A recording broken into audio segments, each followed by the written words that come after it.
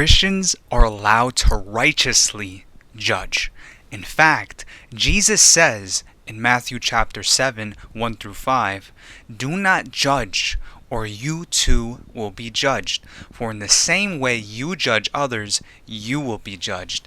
And with the measure you use, it will be measured to you." Why do you look at the speck of sawdust in your brother's eye and pay no attention to the plank in your own eye?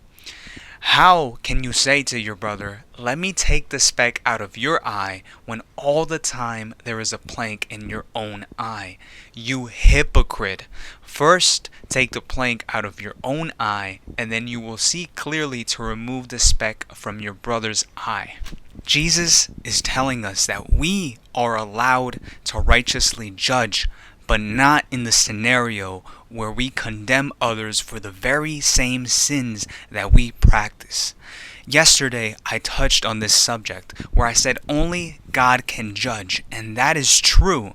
God can judge in every single sense because He is the only one that has not committed sin. In fact, yesterday I also touched upon how Paul said we are to rebuke our brothers and sisters in Christ when they sin.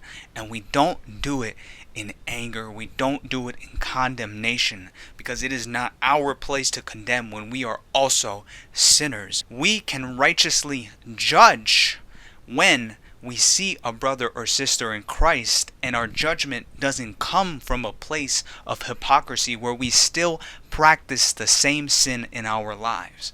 There are sins that we can overcome, and while it is true that we will inevitably fall short each and every single time, there are sins that we can cut out of our life if we get closer to Jesus. And from there, when we see a brother or sister in Christ sin or act in a position of hypocrisy, then we can righteously judge firmly, gently, in a kind manner like Jesus would.